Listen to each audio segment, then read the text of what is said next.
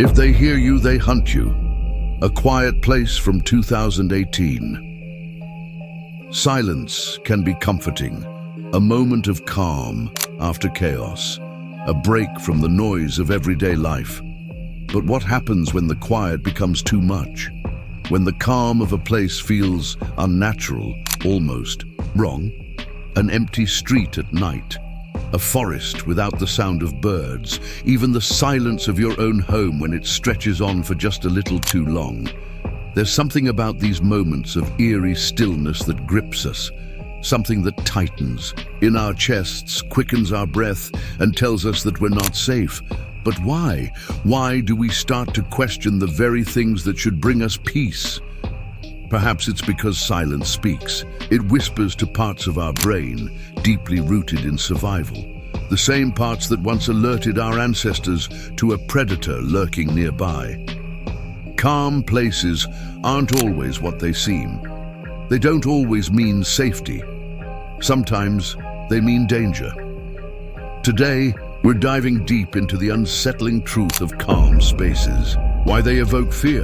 What it is about the absence of sound and movement that makes us feel so exposed, and why the places we expect to trust might end up being the ones that terrify us the most. Calm places often hide truths we don't want to face. In the noise of everyday life, distraction acts as a shield, a fortress to keep our minds away from the unknown. But when we step into silence, when there's nothing to hear but the sound of our own breath, the illusion shatters. It's in these moments that fear begins to take hold. Take the forest, for example. By day, it's vibrant, filled with light and sound. But when the sun sets, the forest becomes something else entirely. The once gentle rustling of leaves turns into whispers. Shadows stretch farther than they should. What's worse is the absence of sound. No birds, no insects, just stillness. And in that stillness, you start to wonder, are you really alone? It's not just forests. Think of an abandoned building, the peeling paint, the broken windows, the overwhelming quiet. A place where no one has been for years, yet something about it feels alive. Silence doesn't erase the history of a place. It amplifies it. The energy left behind seems louder. Every creak of the floor, every distant echo turns into a question: who or what was here before you? This discomfort isn't irrational. Psychologists have studied how the absence of sound and motion triggers our instincts. When environments lack the familiar markers of activity, like voices, footsteps, or even the hum of background noise, our brain begins to fill in the gaps. We lean into survival mode, assuming danger. It's not the quiet itself we fear, it's what the quiet is hiding. But then there's another layer to this fear, a more existential one. Silence eliminates distractions, forcing us to confront deeper, more personal fears. Think about sitting in a completely empty room. No phone, no music, no conversations, just the sound of the clock ticking, alone with nothing but your own thoughts. It's disarming because it leaves no room to escape yourself. For centuries, humans have relied on sound and movement to feel safe. Think of ancient camps, where the crackling fire and the murmur of voices kept the darkness at bay. But in silence, there is no comfort. Hunters instinctively quiet themselves before striking. Predators stalk their prey in stillness. Calm becomes a warning sign, a signal that something is about to happen. But why is this fear so universal? Why does it transcend cultures and generations? The answer lies in evolution. Our ancestors survived by listening. A quiet forest was never truly quiet. It meant predators were nearby. An abandoned path wasn't just deserted, it was dangerous. These instincts remain with us, etched deep into the human psyche. And even though most of us no longer live in forests or rely on these cues for survival, the feeling persists. It's why an empty parking garage at night feels hostile. or why a long walk down a silent hallway tightens the chest. It's hardwired into us to be uncomfortable with silence. But there's another reason calm places are so terrifying. They remind us of infinity, of how vast and incomprehensible the universe really is. Take outer space, for instance. It's cold, it's still, and it's silent, the ultimate representation of calmness. But that calm hides something. Not just the physical emptiness, but the mental toll of standing face to face with eternity. Even here on Earth, calm places tap into this same fear. Oceans, deserts, vast, empty landscapes, all evoke a terrifying sense of how small we are. In these spaces, where silence roars louder than any noise, we're reminded of our fragility, of how fleeting we are. And isn't that the root of many fears? The fear of fading away into nothingness? Then there's the way calm places distort time. In a busy city, hours fly by unnoticed. But in a still, quiet environment, every second stretches. Time feels slower, heavier. Psychologists suggest this happens because there's less stimulation for the mind to process, forcing us to focus inward. And in focusing inward, we're left to deal with questions we often avoid. Who am I? Why am I here? What happens when it all ends? This friction between stillness and panic creates what some call liminal tension. These places, whether it's an empty church, an abandoned school, or a quiet country road, feel like transitions, as if you're standing in a doorway between what's familiar and what's unknown. It's unsettling because these spaces don't feel anchored to reality. They feel wrong, but you can't explain why. But perhaps the most terrifying part of calm places is what our minds do to fill the silence. Left to wander, the brain creates shadows where there are none, sounds where no one is, figures just beyond the edge of sight. It's no wonder calm places are so often associated with supernatural encounters. The stillness of these spaces creates a canvas for fear to paint on. Have you ever experienced that sudden jolt of fear in an empty room? Or the feeling that someone or something is watching you in a quiet park? That primal part of your brain kicks in, convinced there's danger. And often, the hardest part is you don't know if it's real or imaginary. Today, we live in a loud, overstimulated world. Phones buzzing, cars honking, screens flashing. We've grown dependent on this noise to fill the void.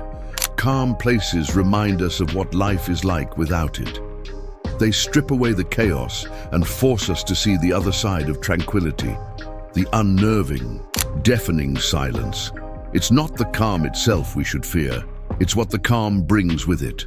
There's a certain irony in how calm places can turn against us. The very environments we seek for solace, quiet parks, empty rooms, vast landscapes, can seem to transform into arenas of dread. It's as if nature, space, and even time itself conspire to strip away our sense of safety. Let's talk about one of the most subtle yet unnerving aspects of calm places: how they distort perception. In the absence of sound and movement, our senses go into overdrive. You begin to notice every creak, every flicker of light, every shadow that shouldn't be there. Your brain, desperate to fill the void, starts creating meaning where there is none. A branch, tapping against a window, becomes a figure at the glass. The droplet of water echoing from a distant pipe feels alive, like something lurking just out of reach. This phenomenon is known as pareidolia, the brain's tendency to see patterns in randomness. In chaotic environments, our minds are too preoccupied to fall into this trap. But in calm places, where stimulation is low, pareidolia takes over. That shadow isn't just a shadow anymore, it's a silhouette. That noise isn't random, it's footsteps, and suddenly the room you sought out for peace is now a battleground for your imagination. But it's not just about shadows and sounds. Calm places have a way of magnifying isolation. Think about walking alone down a deserted street at night. It's not just the silence that unnerves you. It's the realization that there's no one there, no witnesses, no help. If something were to happen, if something were to step out from the shadows, you'd be completely on your own. This taps into one of humanity's deepest fears, monophobia, the fear of being alone. For most of human history, survival depended on the group. Being isolated from your tribe meant exposure to predators and a higher chance of death. That fear hasn't left us, even in the modern world. And calm places amplify it. When there's no one around, when it's just you and the silence, your brain starts to ask dangerous questions. What if something is here and no one can hear? Me scream? But calm places don't just isolate us physically, they also isolate us mentally. In the noisiness of everyday life, we're surrounded by people, distractions, and constant input. It's easy to drown out the thoughts we fear the most, the questions about our deepest insecurities, regrets, or doubts. Calm places strip that protection away. Consider this. When was the last time you sat in total silence and listened to your own thoughts? It's not an easy thing to do, is it? Calm places force us to confront these thoughts. Human beings have always feared the quiet, not just for what's outside, but for what's within. Silence pulls back the curtain, leaving us to face the things we've buried in the noise. But it's not just the mind working against us. The physical space of calm places can add an entirely new layer of discomfort. Take empty liminal spaces. As an example, a school after hours, a mall late at night, a hospital corridor with fluorescent lights flickering above. These places feel off because they exist in a type of in-between. They were made to be full of life, activity, and energy. But when they're empty, something about them feels wrong. Psychologists call this liminality, a feeling of being stuck in transition between two states. And this is where human discomfort thrives. A calm, empty room isn't terrifying because of what's there. It's terrifying because of what isn't. The absence of expected meaning triggers a sense of unreality. It's as if these calm spaces exist outside of normal time and space, and just for a moment, you've stepped into a world that doesn't belong to you. It's no wonder that these spaces feature so heavily in horror media. A desolate parking, garage in the dead of night, an abandoned hotel in the wilderness, a subway station brightly lit but deafeningly quiet. These spaces are unsettling because they shouldn't be like this. The mind resists their calmness, filling the atmosphere with dread. Then there's the fear of vast calm spaces, places like the open ocean or endless deserts. These environments are calm in their sheer vastness, but it's precisely their scale that terrifies. Distance amplifies fear, creating a sense of insignificance. In the middle of the ocean, you are nothing against the infinite expanse of water. In the heart of a desert, you are a speck in an endless void. These calm, endless spaces remind us of how fragile we are, how powerless we are against forces far bigger than ourselves. This is why megalophobia, the fear of massive things, and the vastness of calm landscapes are often intertwined. It's not just about size, it's about perspective.